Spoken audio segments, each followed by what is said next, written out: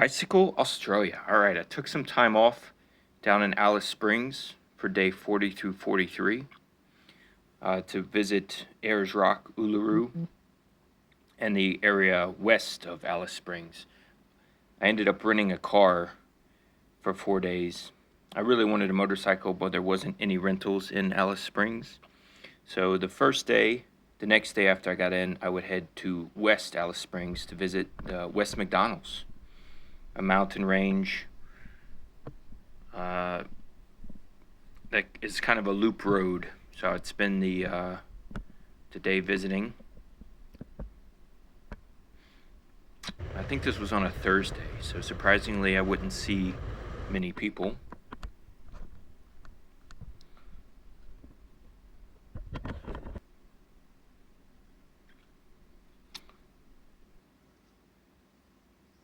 This was a crack in a rock. This one I actually had to pay 12 Australian dollars to visit. It was Aboriginal owned, but they still charged for you to see nature. It was like a mile walk up a spring.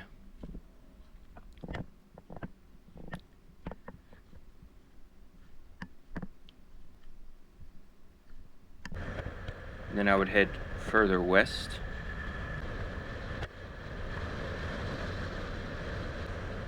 I would actually end up stopping. There was a car on the side of the road with an Aboriginal family sitting under a tree. I would make sure they were okay, give them water and potato chips. They didn't want to ride. They said someone was coming to help them. They had a flat tire. And then actually on the way back into Alice Springs, I would pick up someone walking, an Aboriginal. He wasn't thumbing, but he did want to ride back to Alice Springs, so I'd drive him the 50 kilometers back into town. So it was nice having a car, be able to help others as cars help me as I bicycle across Australia. This is a swimming hole. Again, I was shocked that nobody was there. But not being from this area, it is a little bit scary about crocodiles and knowing what's in the water.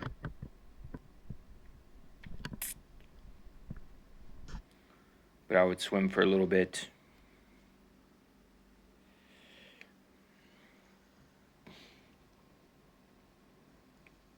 And I would stop at another swimming hole, but it did have people. I did swim. It was a larger swimming hole than this one. But I can imagine that these things get crowded on weekends with caravanners and locals having parties out here.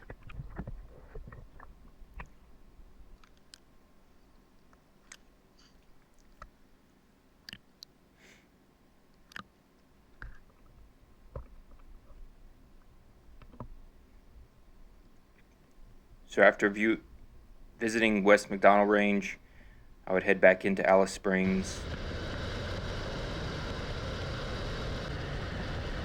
go to the grocery store before it closed at 6, and then I would make it about an hour south. So here I am heading back to Alice Springs.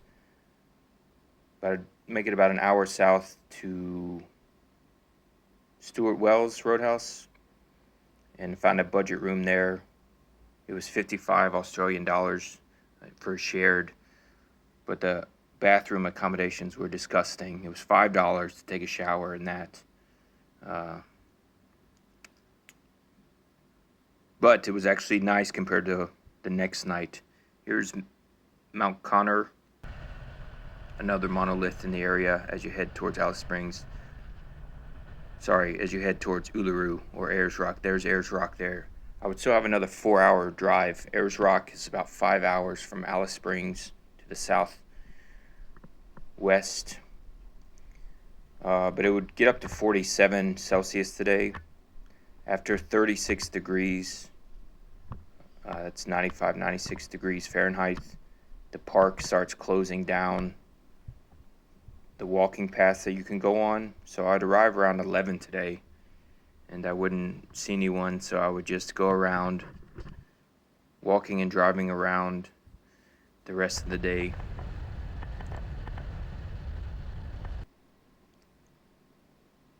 Ayers Rock's unique. Uluru is unique because it has water, multiple water sources and caves that you can live in.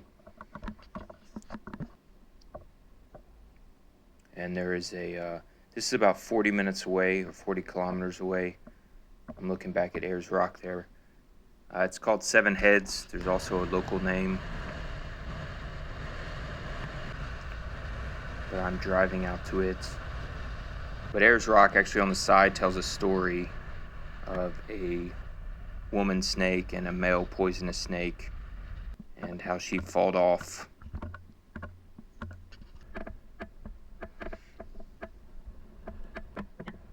some invaders and warned locals.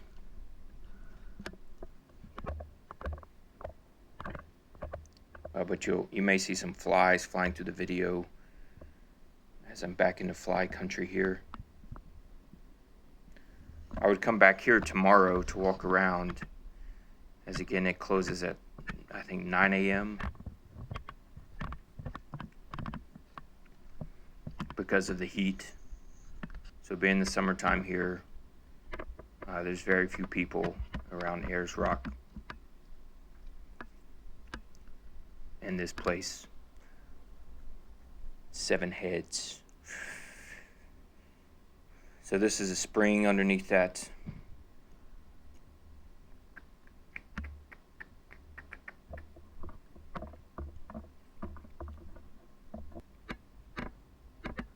There are the flies.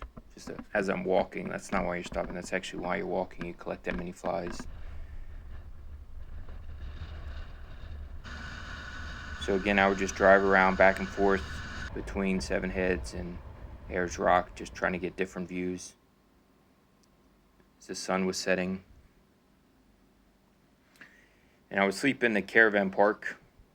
There's the morning Ayers Rock next day. And then again, I would drive back up to Seven Heads to walk around it. I'll show you a map of kind of the walking I did. But I had to go early because again, by 9 a.m.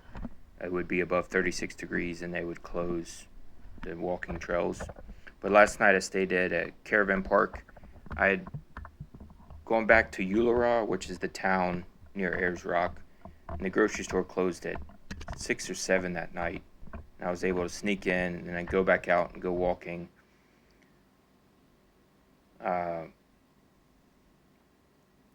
But the rooms, I couldn't afford the rooms. They were $200 to $700 US per night to stay near Ayers Rock. So I used the campground, but when I got to the campground, it was closed. So I would sleep on the ground, or attempt to. But then some Aboriginal ladies who were drunk would show up and start yelling for a couple hours. Then the local community police, there's some ponies and wild horses running across the road. So I didn't sleep but an hour or two last night. So here's walking around Seven Heads. That's a walking path that you can do. And this is walking around Ayers Rock. So that's about just under 11 kilometers. I think it's 10.6, 10.7 kilometers to walk around. So I would drive a couple hours to Kings Canyon and get up at just after 4:30 a.m. to climb up to see the sun come over the canyon. And this is 3 or 4 hours from Ayers Rock. I would have to backtrack because the car rental I had didn't let me drive on dirt roads. So I had to backtrack about 2 hours on my way back into Alice Springs today. There's the canyon.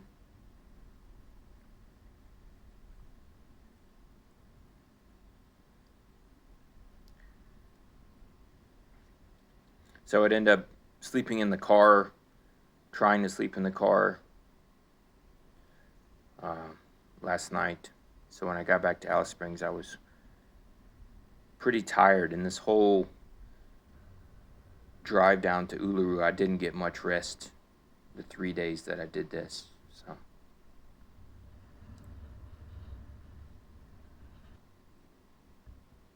and then I would drive back, and here we are back in Alice Springs. I would turn the car in and hitchhike back to Three Ways Roadhouse tomorrow.